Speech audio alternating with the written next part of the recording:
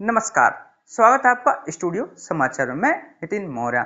आज हम पूरे देश की खबरों के बारे में चर्चा करेंगे कि कौन कौन सी खबरें कहाँ से निकल के आ रहे हैं, किस प्रकार से खबरें हैं, देश दुनिया बिजनेस की खबरें हैं, फिल्मी दुनिया की खबरें हैं, घटनाएं कहाँ कहाँ हुई, आतंकवादी कहाँ कहाँ पकड़े गए और चुनाव कहाँ कहाँ चल रहा है। तो इन सब सारी चीज़ों को डिटेल में हम डिस्कस करेंगे आपके साथ। तो सबसे पहले टॉप न्यूज के बारे में बात कर लेते हैं कि टॉप न्यूज क्या है।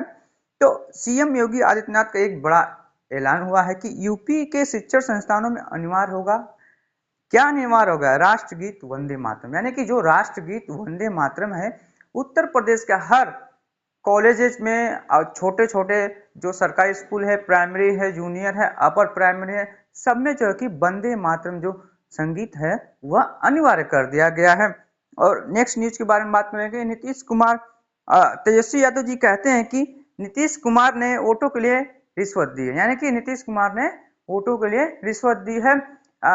जेडीयू और बीजेपी और चुनाव आयोग पर ये तंज कसते हुए, आरोप लगाते हुए तेजस्वी यादव जी कह रहे हैं कि इन्होंने वोटों के लिए रिश्वत दी है। अब ये तो 14 तारीख को ही पता चलेगा कि किसने किसको रिश्वत दी है, किस प्रकार से रिश्वत दी है। और कल चुनाव होने वाला है 11 नवंबर को, दूसरे चरण के लिए चुनाव होने वाला है। किस प्रकार से चुनाव होता है, मेरी अपील है कि बिहार की जनता से कि आप लोग जाएं, निकले, सुबह सुबह ही जाएं और वोट दें। और बहुत ही बेहतरीन तरीके से, खासकर महिलाएं जाएं, बच्चे, युवा जाएं। और वो जो घर में बैठने से कुछ नहीं होना है जब तक आप लोग भरपूर मात्रा में वोट नहीं देंगे। यानी कि जो हमारा पहला चरण का चुनाव हुआ था जिसमें 65% से ज्यादा वोट पड़ा था, उस एरिया को, उस क्राइटेरिया को क्रॉस करना होगा, तभी जाके बदलाव देखने को मिल सकता है। साथ ही साथ हम नेक्स्ट न्यूज के बारे में जानकारी प्राप्त करेंगे कि देश में सबसे बड़ी आतंकी घटना को साजिश दी जा रही थी। जी हाँ, एक डॉक्टर के घर से 3000 किलो विस्फोटक और असलहे राइफल, असॉल्ट राइफल बरामद हुई है। यानी कि जम्मू कश्मीर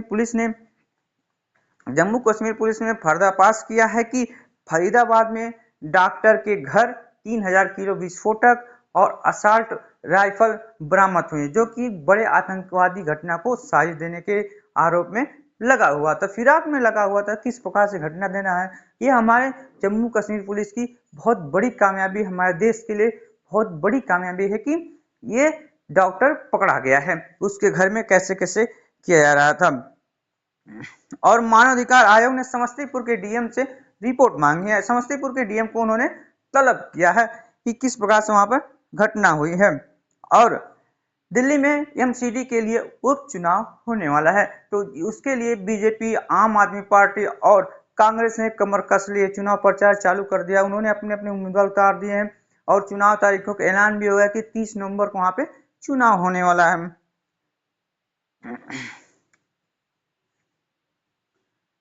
ये तो हमारी होगी टॉप न्यूज। ठीक है, अब हम बात करेंगे बिहार के बारे में, क्योंकि वहां पर राजनीति चल रही है, विधानसभा चुनाव चल रहा है, अपने चरम पर है और दूसरे फेज का चुनाव कल होने वाला है, यानी कि कल 11 नवंबर है। कल के डेट में दूसरे फेज का चुनाव होने वाला है। और मेरी अपील है जनता से, बिहार की जनता से, कि आप लोग निकलिए, जाइए और वोट दीजिए, मतदान केंद्र पर जाइए, जरूर निकलिए, इस पर्व का आनंद लीजिए। मोदी जी कहते हैं ये महापर्व है चुनाव, इसका आनंद लेना चाहिए, तो आप लोग आनंद लीजिए, भरपूर तरीके से आनंद लीजिए, तभी सरकार को भरोसा होगा, उसका बदलाव होगा, नई नई चीजें देखने को मिलेंगी आपको। घर में बैठे रहेंगे तो कुछ नहीं होने वाला है। देखते हैं किन बड़े बड़े नेताओं की किस्मत कल ईवीएम में कैद हो जाती है। 20 जिलों की 122 सीटों पर कल मतदान होने वाला है और 14 नवंबर को हमें बिहार में एक नई सरकार देखने को मिल सकती है, या फिर नीतीश चाचा मुख्यमंत्री बनते हुए दिखाई दे रहे हैं। तेजस्वी यादव तो बार बार अपनी रैलियों में यही कह रहे हैं, अगर इंडिया जीती, बीजेपी की ज्यादा सीटें आती हैं, तो बीजेपी वाले नीतीश चाचा को मुख्यमंत्री नहीं बनाएंगे। तो देखते हैं, आप लोग कमेंट करके बताइए कि अगला मुख्यमंत्री कौन बनने वाला है, एनडीए की सरकार बनने वाली है या फिर महागठबंधन की सरकार बनने वाली है। राहुल गांधी जी ने बहुत ही खतरनाक आरोप लगाए हैं। इन सब सारी चीजों को देखते हुए हम बात करते मिलते हैं। जय हिंद।